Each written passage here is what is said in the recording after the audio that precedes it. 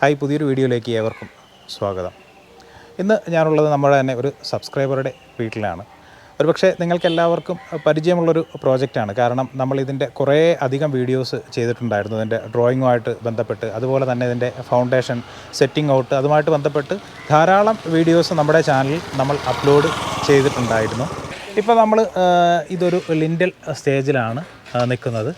അപ്പം ഇന്ന് ലിൻറ്റലുമായിട്ട് ബന്ധപ്പെട്ട കുറേ കാര്യങ്ങൾ നിങ്ങളുമായിട്ട് ഷെയർ ചെയ്യാനുണ്ട്. ഒരു വീടിൻ്റെ ലിൻറ്റൽ കോൺക്രീറ്റിൽ നമ്മൾ എന്തൊക്കെ കാര്യങ്ങൾ ശ്രദ്ധിക്കണം, അതുപോലെ തന്നെ എന്തിനാണ് നമ്മളൊരു വീട് ലിൻറ്റൽ കോൺക്രീറ്റ് ചെയ്യുന്നത്, ഇനി അതുപോലെ തന്നെ അതിലുപയോഗിക്കുന്ന സ്റ്റീൽ എങ്ങനെയാണ്. സാധാരണ നമ്മൾ ലിൻറ്റൽ ഇലക്ട്രിക്കൽ പോയിൻറ്റുകൾ ഇടാറുണ്ട്. അപ്പോൾ അതിൽ എന്തുമാത്രം പോയിൻ്റ് ഇടണം, എങ്ങനെയൊക്കെ ഇടണമെന്നാണ്. അപ്പം നമുക്ക് കൂടുതൽ കാര്യങ്ങൾ വീഡിയോ കണ്ട് മനസ്സിലാക്കാം. It's me Suneer. Welcome back to my another video blog.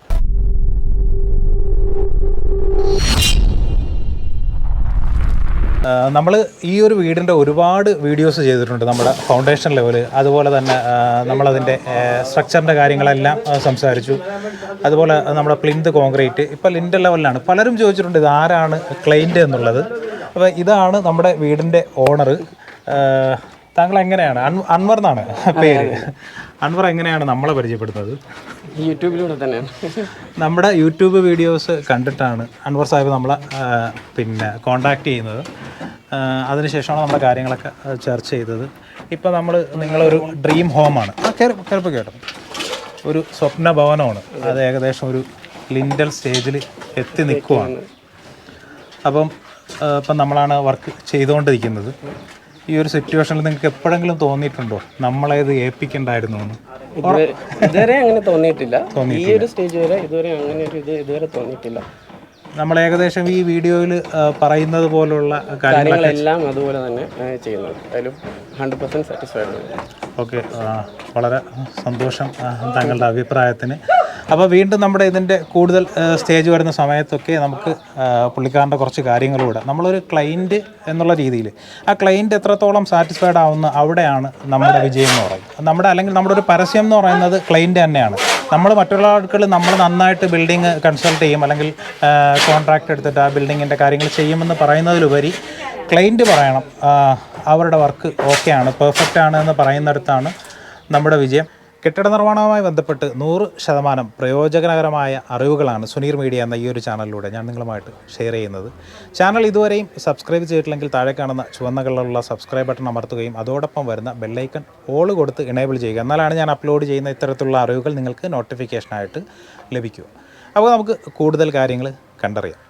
ഇവിടെ ഇപ്പോൾ ഏകദേശം നമ്മുടെ സൺഷൈഡ് എല്ലാം ഷട്ടറിങ് കഴിഞ്ഞ് കിടക്കുവാണ്. അതുപോലെ തന്നെ സ്റ്റീൽ ഫിക്സിങ്ങും കഴിഞ്ഞു. നമുക്ക് മുകളിലേക്ക് കയറിയിട്ട് അതിൻ്റെ ഡീറ്റെയിൽസ് കാര്യങ്ങളൊക്കെ നമുക്ക് നോക്കാം. അപ്പം ആദ്യം തന്നെ നമുക്ക് ഇത്തരത്തിൽ ഷട്ടർ ചെയ്യുമ്പോൾ ശ്രദ്ധിക്കേണ്ട പ്രധാനപ്പെട്ട ഒരു കാര്യം എന്ന് പറയുന്നത്, നമ്മൾ ഷട്ടറിങ്ങിന് കൊടുത്തിരിക്കുന്ന സപ്പോർട്ട് കൊടുത്തിരിക്കുന്ന ഇത്തരം മുട്ടുകൾ, ഇതിന് സാധാരണ മുട്ട് എന്നാണ് പറയുക. ഇത് മുളയുടെ ഉണ്ടാവും, അതുപോലെ തന്നെ നമ്മുടെ കാറ്റാടിക്കഴ അതുപോലുള്ള സാധനം. ഈ പലപ്പോഴും നമ്മളിപ്പോൾ സ്കഫോൾഡിങ് പോലുള്ള, അതായത് സ്പാനും ജാക്കിയൊക്കെ ഉപയോഗിച്ചിട്ടും ചെയ്യാറുണ്ട്. ഏത് വെച്ച് തന്നെ കൊടുത്താലും നമ്മൾ പ്രത്യേകം ശ്രദ്ധിക്കേണ്ടത് ഇത് നമ്മുടെ താഴെ ഇതിൻ്റെ സപ്പോർട്ട് പ്രോപ്പറായിട്ട് കൊടുത്തിട്ടുണ്ടോ എന്നുള്ളതാണ്. അല്ലെങ്കിൽ നമ്മുടെ കോൺക്രീറ്റ് വെയിറ്റ് കയറുന്ന സമയത്ത് ഇത് താഴ്ന്നു പോകാനുള്ളൊരു സാധ്യത ഉണ്ട്. അതുകൊണ്ട് അത് കറക്റ്റായിട്ട് തന്നെ നമ്മൾ ചെക്ക് ചെയ്തോളണം. ഇനി മറ്റൊരു കാര്യം, ഇതിൻ്റെ 4 വശവും പ്രോപ്പറായിട്ട് തന്നെ നമ്മൾ കട്ട് ചെയ്യാതെ തന്നെ ഷെയ്ഡ് അടിച്ചിട്ടുണ്ട്. ബിൽഡിങ്ങിന് ഏറ്റവും സേഫ്റ്റിയും അത്തരത്തിൽ ഷെയ്ഡ് അടിക്കുക തന്നെയാണ്. അപ്പം നമ്മുടെ മഴവെള്ളമൊക്കെ ധാരാളം നമ്മുടെ ചുവരുകളിൽ വീഴാതിരിക്കാനായിട്ട് ഇത്തരത്തിലൊരു ഷെയ്ഡ് നമ്മളെ സഹായിക്കും. ഇത് നമ്മുടെ കിച്ചനാണ്. കിച്ചൻ്റെ മുകൾ ഭാഗത്തും താഴെയും സ്ലാബ് കൊടുത്തിട്ടുണ്ട്. അതേസമയം തന്നെ താഴെ 2 ബെഡ്റൂമാണുള്ളത്. ഈ 2 ബെഡ്റൂമിലും ഇതുപോലുള്ള സ്ലാബ്, ലോഡിംഗ് സ്ലാബ് ഒഴിവാക്കിയിട്ടുണ്ട്. അത് ശരിക്കും പലപ്പോഴും അത് ചെയ്യുന്നത് മണ്ടത്തരം ആണെന്ന് പറയും. പല ആളുകളും നമ്മുടെ വേസ്റ്റ് സാധനങ്ങൾ ഇതിൻ്റെ മുകളിലേക്ക് വെക്കുവാൻ വേണ്ടിയിട്ടാണ് ഇത്തരം ലോഡിംഗ് സ്ലാബുകൾ ധാരാളമായിട്ട് ഉപയോഗിക്കുന്നത്. ഇത് പിന്നീട് പൊടിയൊക്കെ കയറിയിട്ട് ഭയങ്കര ബുദ്ധിമുട്ടാവും. നമുക്ക് അത്യാവശ്യം നമ്മുടെ പ്ലാനിങ്ങിൻ്റെ സമയത്ത് തന്നെ വാർഡ്രോബ് കാര്യങ്ങളൊക്കെ നമ്മൾ ഡിസൈൻ ചെയ്തിട്ടുണ്ടെങ്കിൽ ഇത്തരത്തിലുള്ള സ്റ്റോറേജ് സ്പേസ് നമുക്ക് ധാരാളമായിട്ട് ലഭിക്കും. നമ്മുടെ എലിവേഷൻ്റെ ഭാഗമായിട്ട് ഇവിടെ ഫ്രണ്ട് സൈഡിലായിട്ട് ഒരു പ്രൊജക്ഷൻ വന്നിട്ടുണ്ട്. ആ ഒരു പ്രൊജക്ഷനെ നമ്മൾ മാക്സിമം യൂസ് ചെയ്തിട്ടുണ്ട്. ഇതൊരു സ്റ്റോറേജ് സ്പേസ് ആയിട്ട് തന്നെ നമ്മൾ എടുത്തിട്ടുണ്ട്. അതുപോലെ തന്നെ ഈ കാണുന്ന ഒരു പോർഷൻ എന്ന് പറയുന്നത് നമ്മുടെ മീറ്റർ ബോർഡ് ഫിക്സ് ചെയ്യാനുള്ള ആ ഒരു ബോക്സാണ്.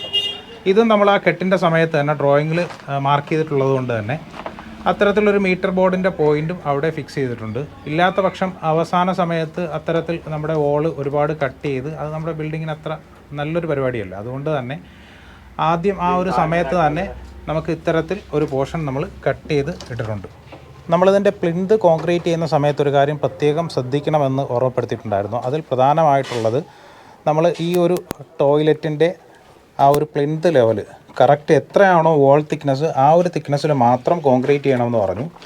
അത് ഇപ്പോഴും നമുക്ക് കറക്റ്റായിട്ട് കാണിച്ചാൽ മനസ്സിലാവും. കാര്യം എന്ന് പറഞ്ഞാൽ നമ്മളെപ്പോഴും നമ്മുടെ ഫ്ലോറിൽ നിന്ന് ഒരു 15-10 സെൻറ്റിമീറ്റർ താന്നിട്ടായിരിക്കും നമ്മുടെ ടോയ്ലറ്റിൻ്റെ ഇൻസൈഡ് ഉണ്ടാവുക.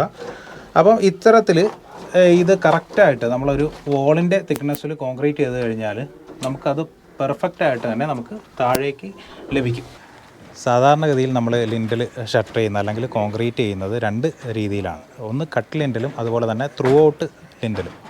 കട്ട് ലിൻറ്റൽ എന്ന് പറയുമ്പോൾ നമ്മുടെ ഈ വിൻഡോസ് ഡോർസ് വരുന്ന ഭാഗങ്ങൾക്ക് മുകളിലായിട്ട് മാത്രം ചെയ്യുന്നത്.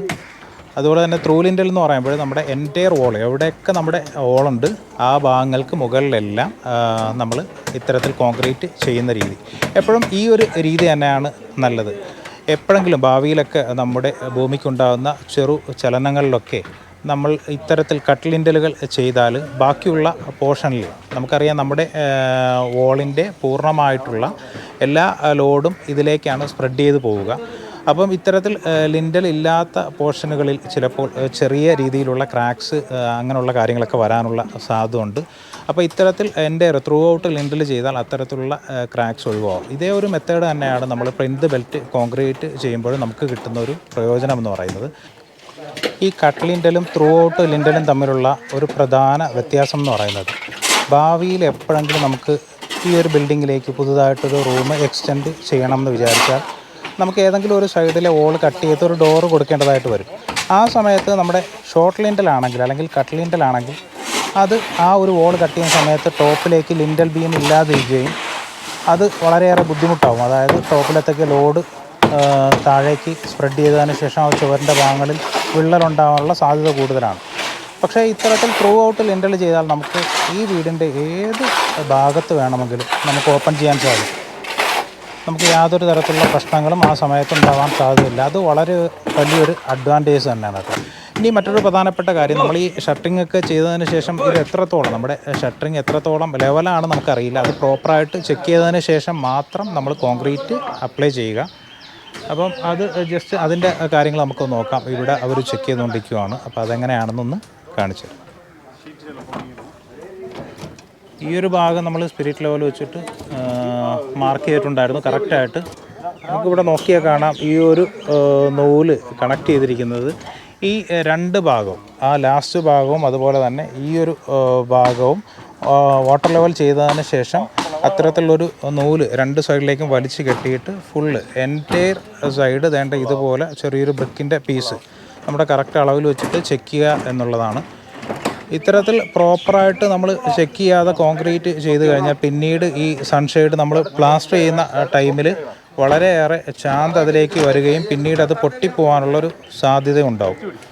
അതുപോലെ തന്നെ നമ്മൾ ഇത്തരത്തിൽ ലിൻറ്റൽ കോൺക്രീറ്റ് ചെയ്യുന്ന സമയത്ത് തന്നെ നമ്മുടെ ഫർണിച്ചർ ലേഔട്ട് നമ്മുടെ കൈവശം ഉണ്ടെങ്കിൽ കറക്റ്റ് എവിടെയാണ് നമ്മുടെ ബെഡ് സ്പേസ് ചെയ്യുക, നമ്മുടെ തല എവിടെയാണ്, കാൽഭാഗം എവിടെയാണ് വരിക എന്നൊക്കെ അനുസരിച്ചിട്ട് നമുക്ക് ബെഡ് സ്വിച്ചിൻ്റെ പോയിൻറ്റുകളെല്ലാം കറക്റ്റ് ചെയ്യാനായിട്ട് സാധിക്കും. നമ്മൾ ഇവിടെ ഇലക്ട്രിക്കലിന് ഉപയോഗിച്ചിരിക്കുന്ന ഈ ഒരു പൈപ്പ് എന്ന് പറയുന്നത് നമ്മുടെ HDP ഹൈ ഡെഫിനിഷൻ പോളിമർ കൊണ്ടുള്ള പൈപ്പാണ്. ഇത് അത്യാവശ്യം നന്നായിട്ട് ബെൻഡാവും. അങ്ങനെ ഈ പൈപ്പിന് ഒടിവ് കാര്യങ്ങളൊന്നും വീഴില്ല. ഇതിൻ്റെ തന്നെ 3 ടൈപ്പ് ഉണ്ട് കേട്ടോ. ഇതിനകത്ത് ഈ ലൈൻ ഗ്രീൻ വരുന്നുണ്ട്, റെഡ് വരുന്നുണ്ട്, അതുപോലെ തന്നെ ബ്ലൂ വരുന്നുണ്ട്. നമ്മുടെ ചില പൈപ്പുകളൊക്കെ ഇത്തരത്തിൽ ബെൻഡ് കാര്യങ്ങളൊക്കെ വരുന്ന സമയത്ത് അത് നന്നായിട്ട് ഒടിഞ്ഞു പോകാനുള്ള ഒരു സാധ്യത ഉണ്ട്. അങ്ങനെ ഒടിഞ്ഞു പോയാൽ പിന്നീട് നമ്മൾ വയർ ഇതിലേക്ക് ഇൻസേർട്ട് ചെയ്യുന്ന സമയത്ത് അത് ബ്ലോക്ക് ആവുകയും പിന്നീട് വീണ്ടും നമ്മുടെ വോളൊക്കെ നമ്മൾ പൊട്ടിക്കേണ്ടതായിട്ടുള്ള പല അവസ്ഥകളും വരാറുണ്ട്. നമ്മളെപ്പോഴും പറയാറുള്ളത് പോലെ നമ്മൾ ഏതൊരു കോൺക്രീറ്റ് ആയാലും നമ്മൾ പലപ്പോഴും പലക വെച്ചിട്ടായിരിക്കും ഷട്ടറിങ് ചെയ്യുക.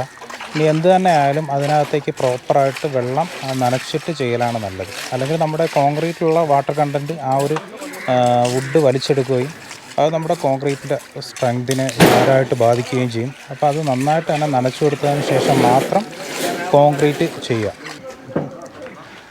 അപ്പോൾ നമ്മുടെ ഈ ഒരു ലിൻഡൽ കോൺക്രീറ്റുമായിട്ട് ബന്ധപ്പെട്ടുള്ള ഒരു വീഡിയോ നിങ്ങൾക്ക് ഏവർക്കും ഉപകാരപ്പെടുമെന്ന് വിശ്വസിക്കുന്നു.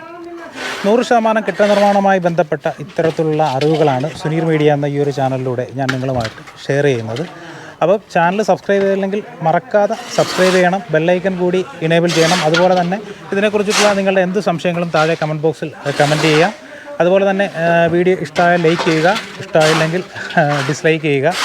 അപ്പോൾ വീണ്ടും മറ്റൊരു മനോഹരമായ വീഡിയോയുമായിട്ട് നമുക്ക് കണ്ടുമുട്ടാം. അതുവരേക്കും ബൈ ബൈ.